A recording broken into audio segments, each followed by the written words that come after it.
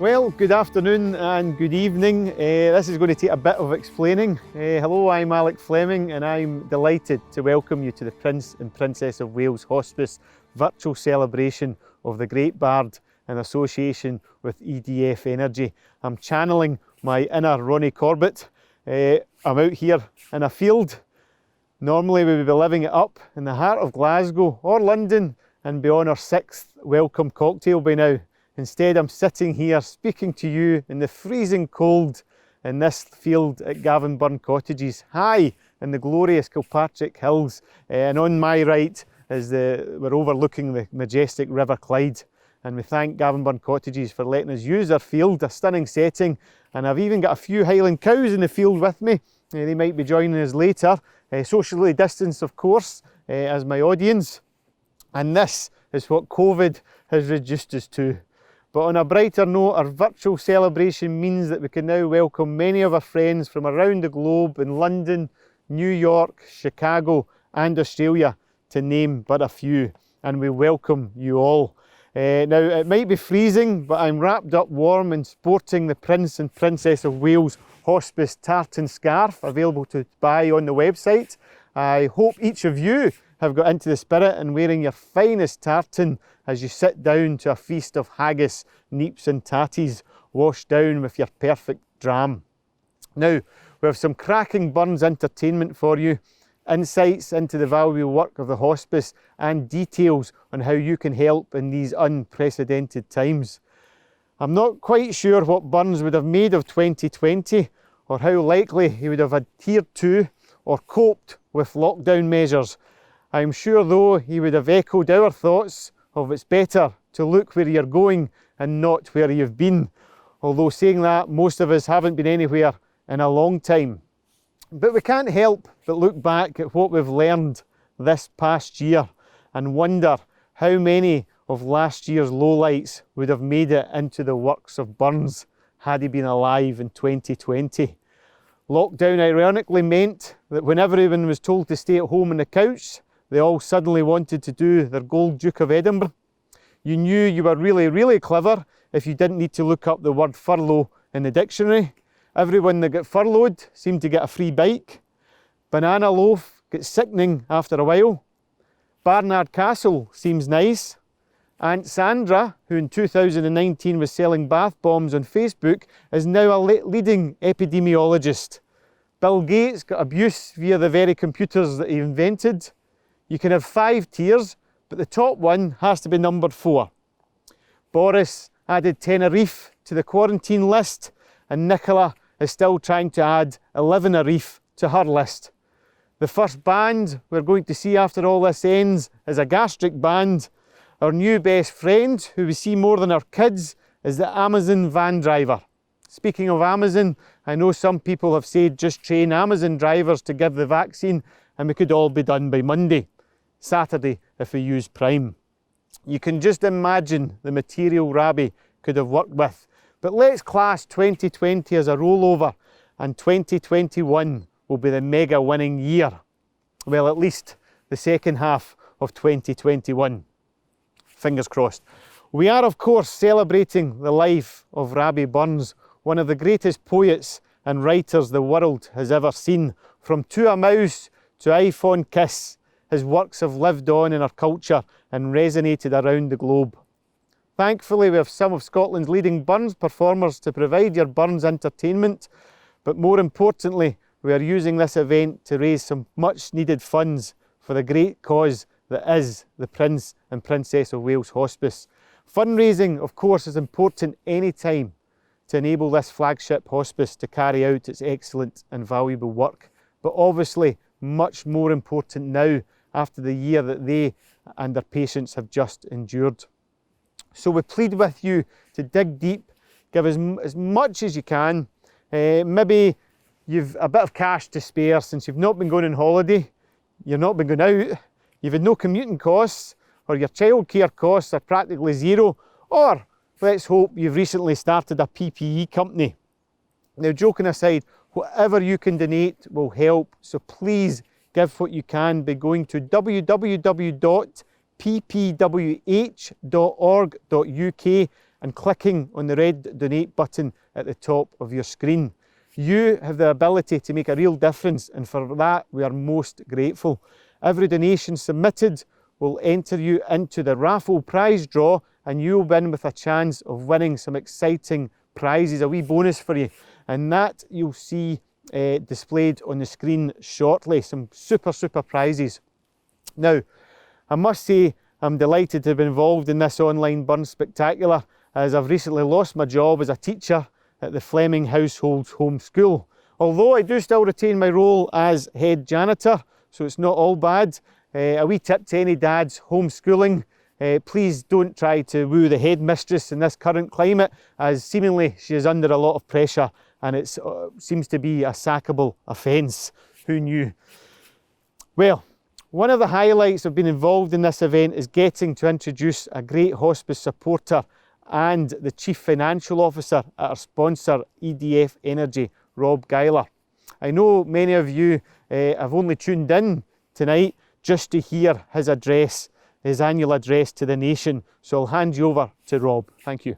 Hello everybody, I am Rob Geiler, the CFO of EDF Energy, and my job is to briefly welcome you to this virtual night with the Bard to celebrate the life of Rabbie Burns, but also to raise money for the very worthy cause, which is the Prince and Princess of Wales Hospice. EDF are proud to be sponsors of this event and proud more generally to support the hospice. We have a long association with them. They do great work. They have continued to work through the pandemic, but of course that costs money and they need money. So if I could ask you, please enjoy the evening. I hope you have a dram to hand to toast the Bard, but please also give generously to the hospice. Have a good evening. Thank you. Thanks to Rob, and we look forward to welcoming you back, Rob, to the RAC Club in London next year and listening to your witty wind turbine anecdotes.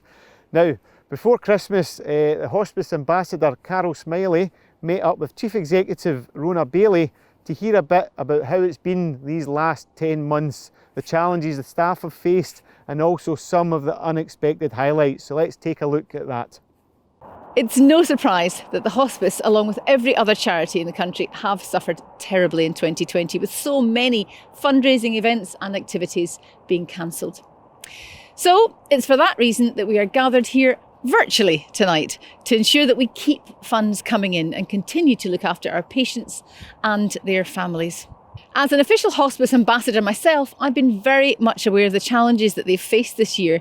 And before Christmas, I managed to meet with Rona and hear a little bit more about how she and the team have continued to still provide the very best of care to patients, despite the restrictions they faced.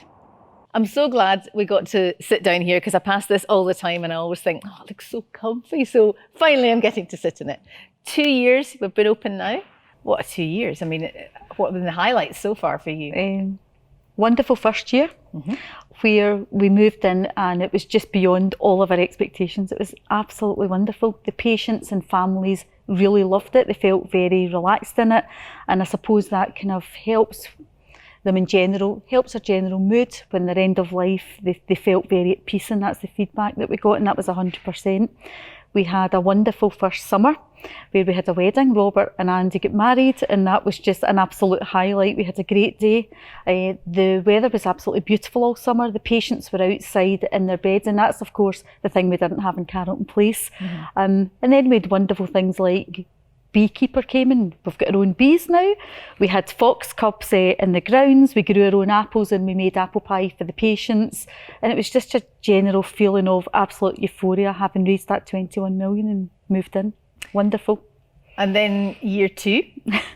Year two, I think, to be safe, was not so wonderful for everybody, and we weren't any different. So we had major challenges in that we had to make sure that our patients and families were very, very safe during the pandemic, and we have actually nursed a number of patients who did have the virus. So that was quite frightening, I think, for all clinical staff, including ours. But we managed to keep everybody really safe. We managed to keep families together, which was really challenging in keeping with the national guidelines. So that was challenging. We just made sure we were absolutely patient and family focused there, as we always would, and we were very flexible on that and continue to be so.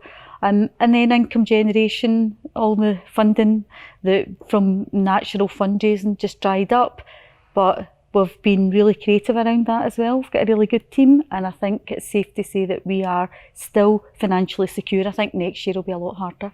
That's amazing though, really, through all of this. Yeah. Because I know a huge part of the running of the hospice and the fundraising is about volunteering, and that you have a massive army of people who just give up their time and for the love of it. So has it been just as easy for them? Because they're probably worried about coming in. Some of them are a lot older.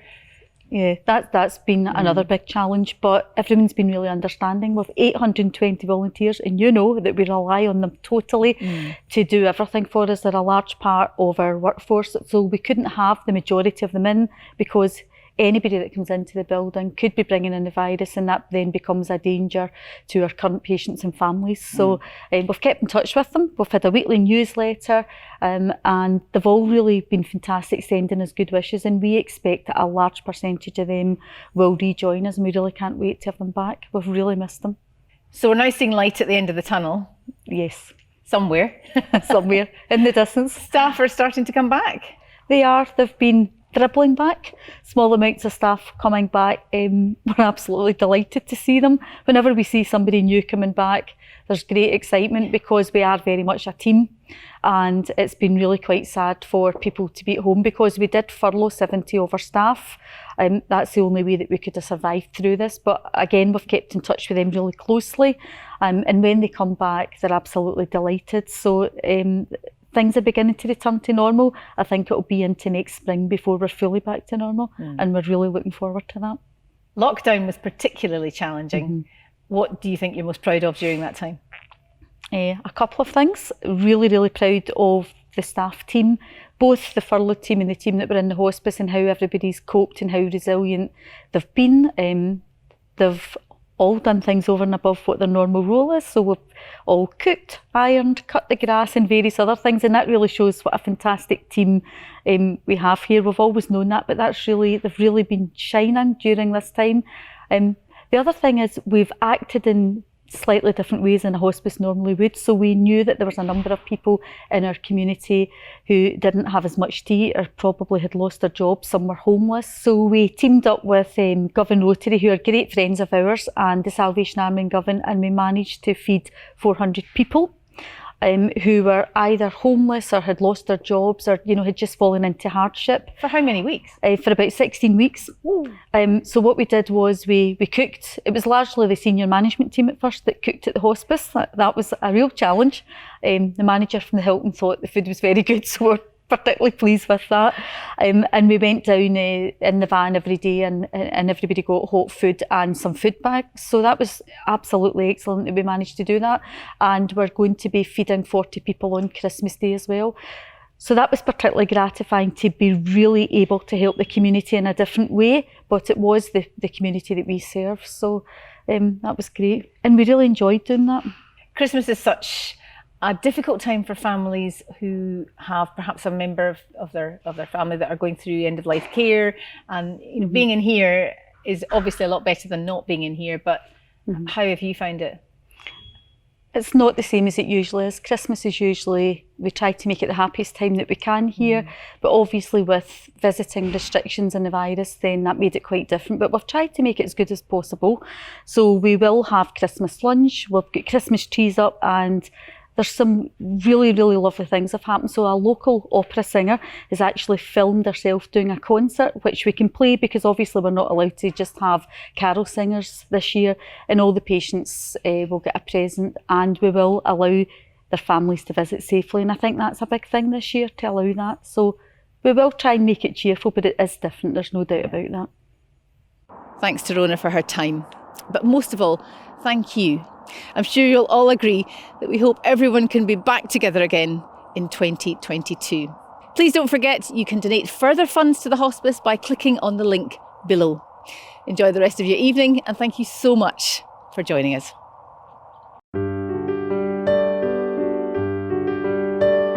I came to the Hospice Family Support Service following my uncle's death in February 2019. I felt sad and thought I was the only one affected by this.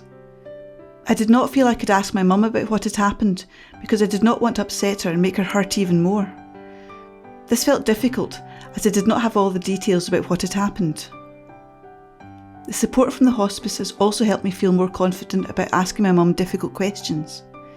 This has helped both me and my mum to be able to talk about things more easily. The hospice helped a lot, and I'm glad I came along for support.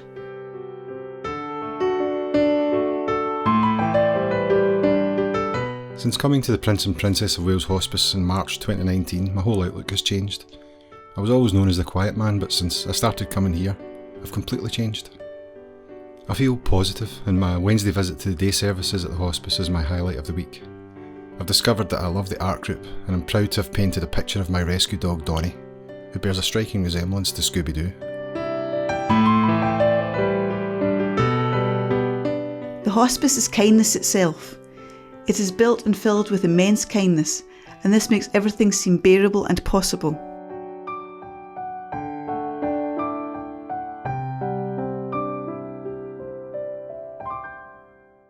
Well, all of that's great to hear and see, and remember it's easy to make your donation online to support Glasgow's hospice in providing their much needed services such as family bereavement support, child counselling, and when restrictions are eased, the reintroduction of creative art classes and complementary therapies, to name but a few. Every donation made, of course, remember, will enter you into our special prize draw. So get to www.ppwh.org.uk and click on the red donate button at the top of your screen.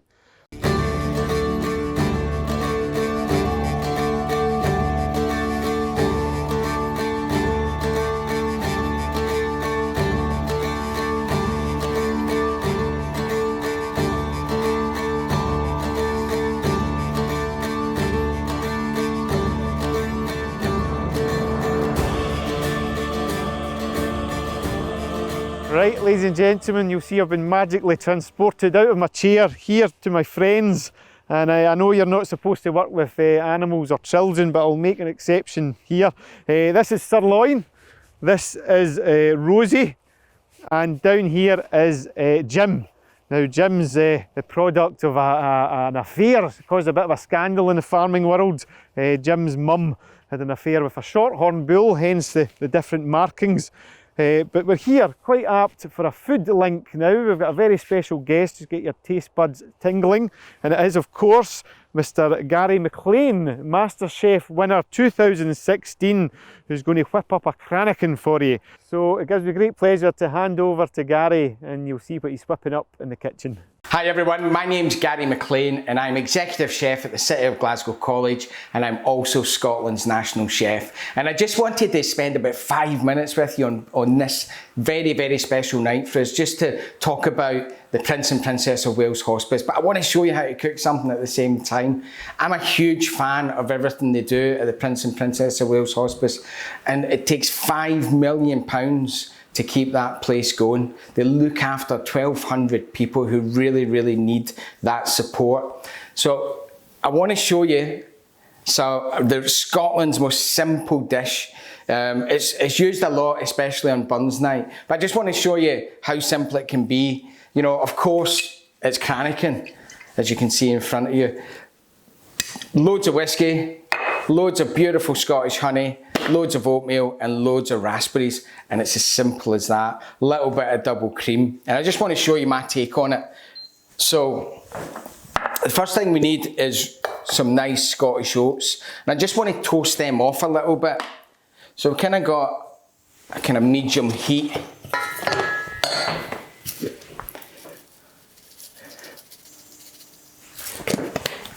So what we don't want to do is burn it. So we just want to get a little bit of heat in there and just let that toast away just for a couple of minutes. We then want to be fairly generous and get a good dollop of Scottish honey in there. And again, we should see that just come up to the boil. Just takes a wee minute. What I would say is be careful, because this will get really, really hot.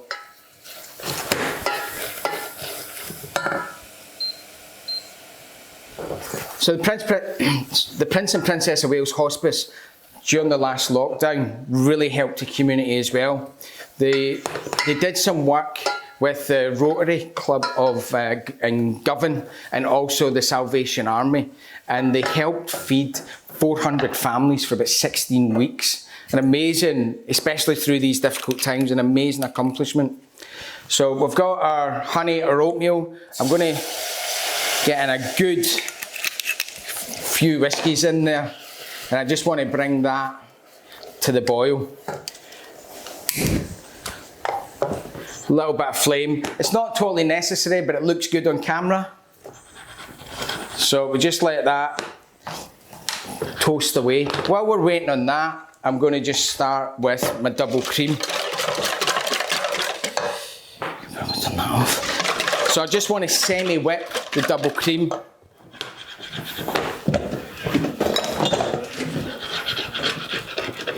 And then I'm just going to pop a wee lid on top of that, take it off the heat. And I'm just going to whisk the cream. So this will take about 2 or 3 minutes, and I'll see you in a wee bit. So there we have our double cream, kind of semi-whipped. I've made sure that I've let this cool. If this is too hot, what it does is it melts the cream. But just be a wee bit patient, couple of minutes. You could even pop the pot into a little bit of ice water. So, double cream, whiskey, honey and oatmeal. The last thing we need is loads of raspberries. So we're going to pop them in.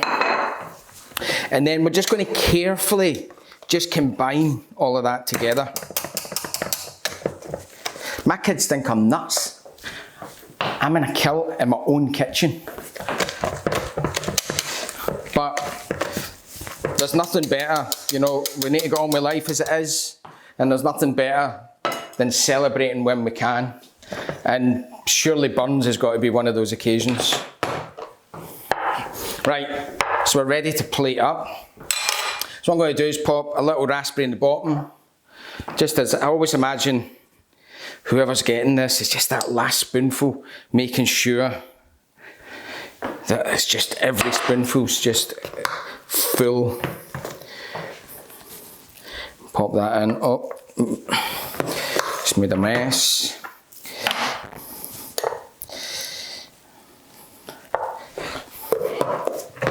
Let's get a wee dollop on top. Again, we can be quite generous. We're in the house, as they say. We will get that wee bit up. I'm going to pop a wee raspberry on top. I'm also just going to give that another little drizzle of that beautiful heather honey.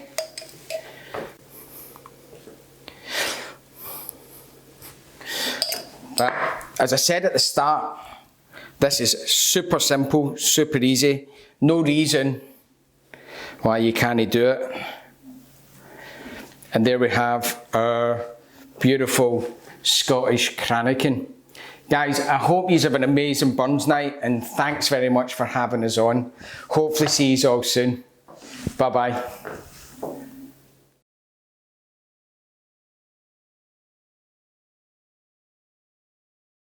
Thanks, Gary. January 2021 is officially diet-free and most certainly not dry. That's by law. Up next, I want to introduce you to world-leading Robert Burns performer, Christopher Tate.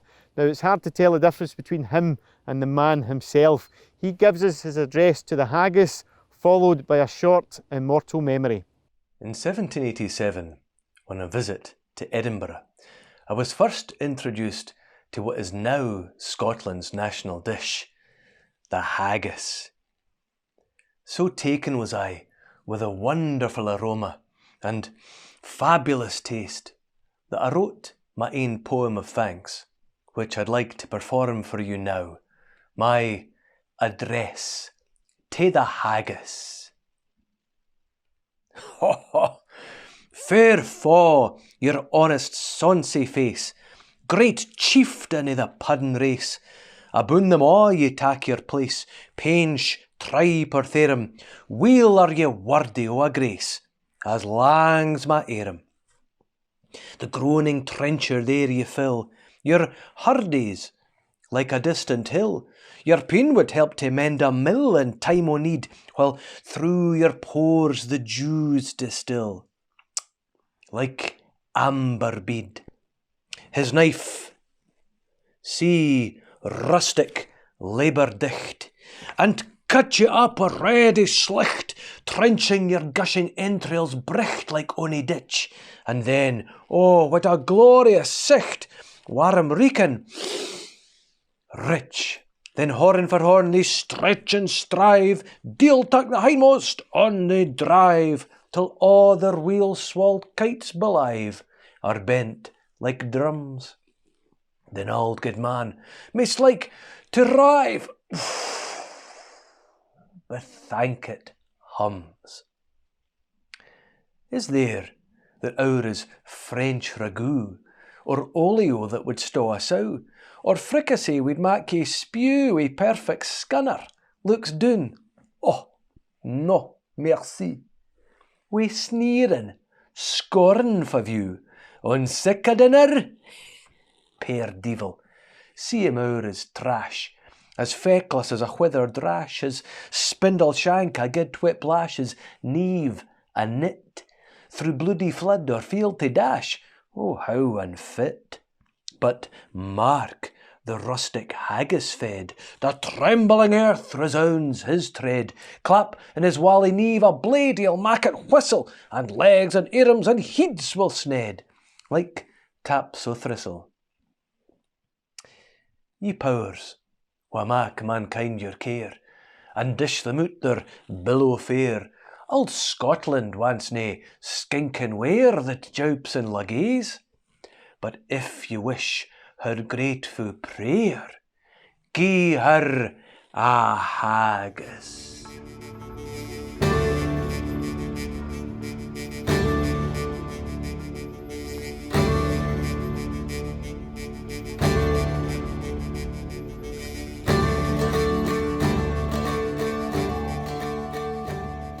Hello. Allow me to introduce myself. I am the poet Rabbie Burns, and for the next wee while it's my pleasure to entertain you. But first, for those of you who are perhaps still a little unfamiliar with who I am, let me tell you a wee bit about myself. I was born in Alloway, in the southwest of Scotland, on the 25th of January 1759, in the same decade as Mozart, and some 17 years before the country of America declared her independence. My father William was a gardener, and our home a wee clay cottage which he built single-handedly, although at first somewhat unsuccessfully. Allow me to explain. When my father built his clay biggin, he put in 2 stone jams, as they are called, and a lintel carrying up the chimney in his clay gable. The result was that one stormy winter's morning, when I was only a few days old, a large part of the gable fell out. The rest of our hame was so shattered that my puir mother had to carry me through the storm to a neighbour's house.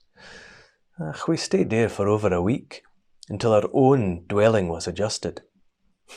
I should, however, add that my father's subsequent adjustment was of such a permanent nature that our home still stands to this day.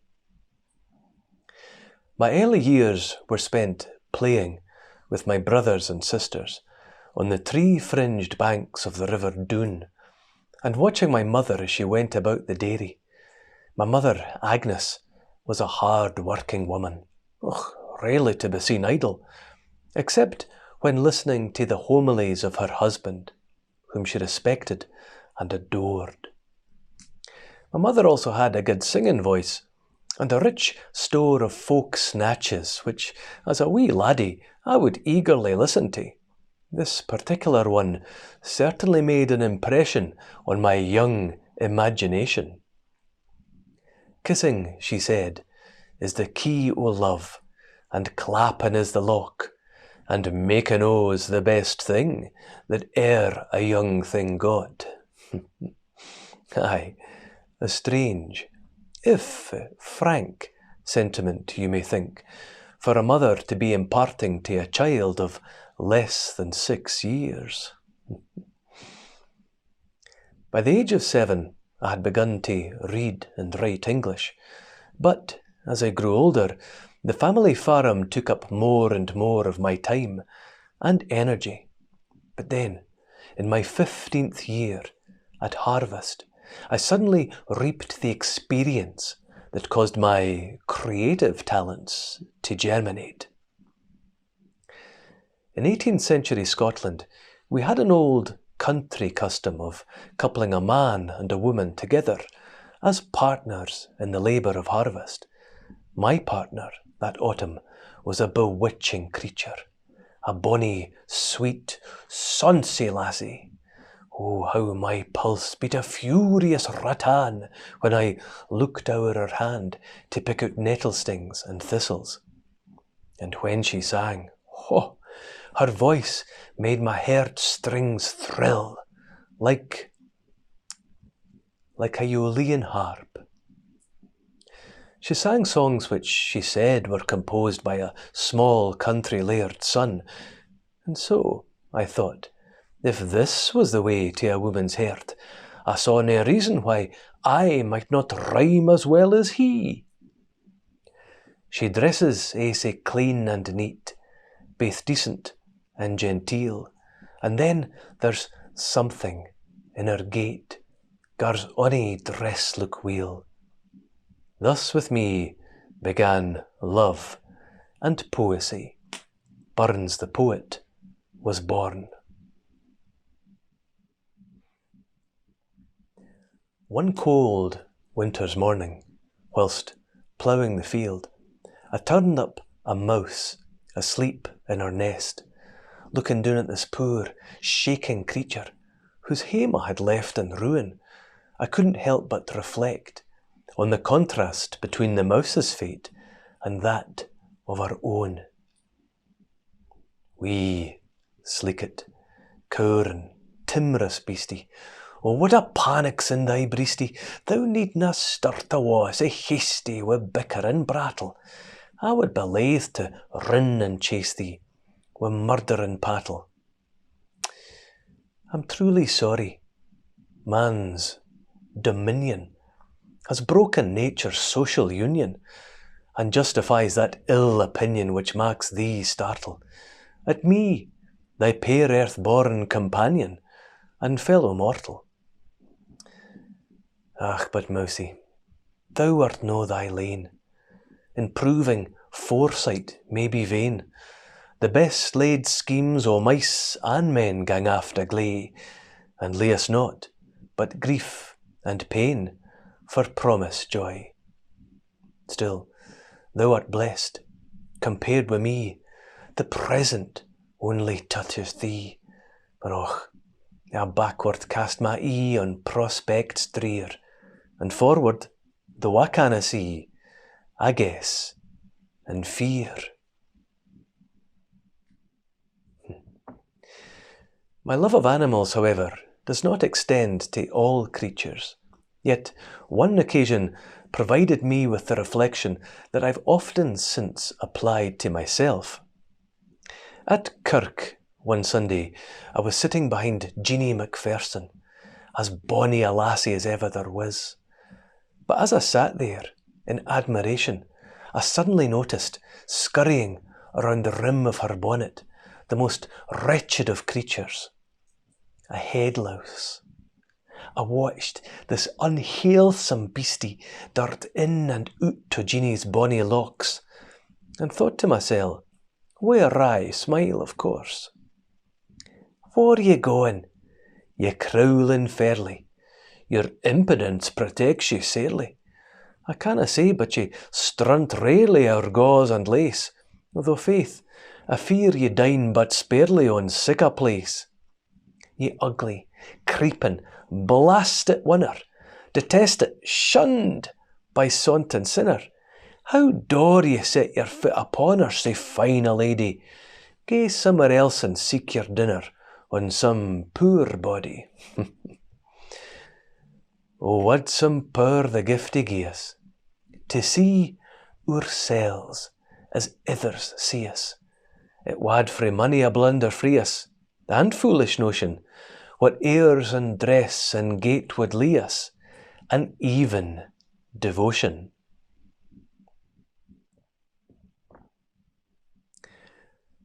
For over 200 years now, my poetry and songs have thrilled the world.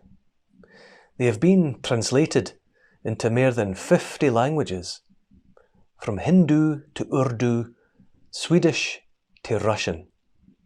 There have been more than 2,000 published editions of my works, and some 900 biographies. And did you know that in the world ranking of statues, only Christopher Columbus has been sculpted more frequently than me? No bad, you might say, for a poor Ayrshire ploughman. But I'll leave you with this one final thought. Of all the songs that have been written over the centuries, I, Rabbie Burns, have penned the most famous of all. Indeed, almost every English-speaking person in the world, and many non-English speakers, know these truly immortal lines. Should auld acquaintance be forgot, and never brought to mind, should auld acquaintance be forgot, and auld lang syne.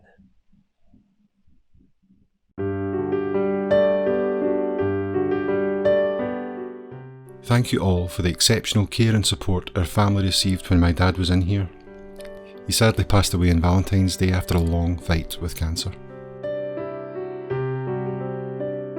My dad received wonderful care at the hospice at the end of his life, and he died peacefully and pain-free. When someone you love is dying, that's so important. It helped me at the time, and it still helps me now to come to terms with my loss. The hospice staff and volunteers made sure we all had quality time together as a family, right until the very end. My dad had a good life, and the hospice enabled him to have a good death. We were all cared for at the time, and the hospice is still there for us now. It's a place of immense compassion, calmness and expertise. My experience of the hospice has had a huge impact upon me because of the warmth and dedication of the staff and volunteers. It's an incredibly life-affirming and positive place, even in the midst of death. Thank you for letting my gran be pain-free and relaxed for the first time in a long time. She means the world to us, and seeing her happy and comfortable is the best Christmas gift I could ask for.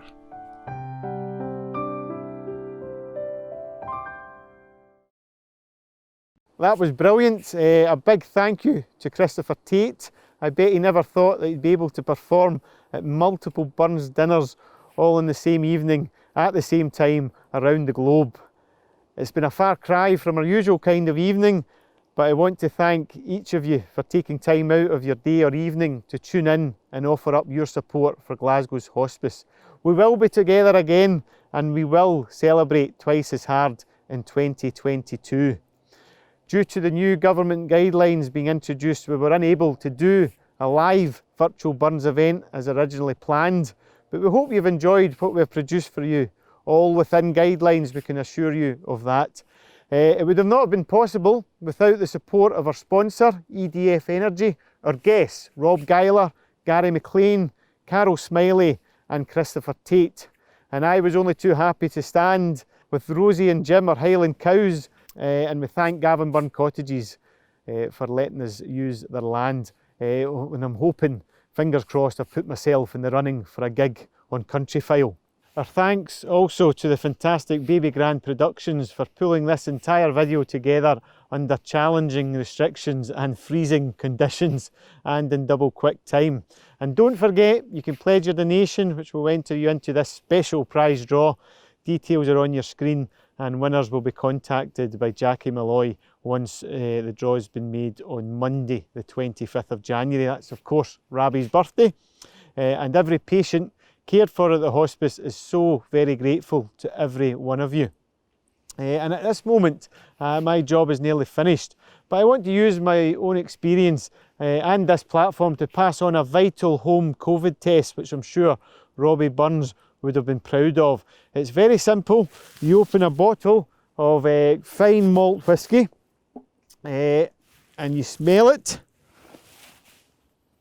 And if you can smell it, you drink the whisky, drink yourself a measure. Make sure you can taste it. Now, if you can taste it and smell it, this confirms that you don't have COVID. Last night I did the test 19 times and all were negative. Tonight I'm going to run the test again because this morning I woke up with a headache and I felt like I was coming down with something.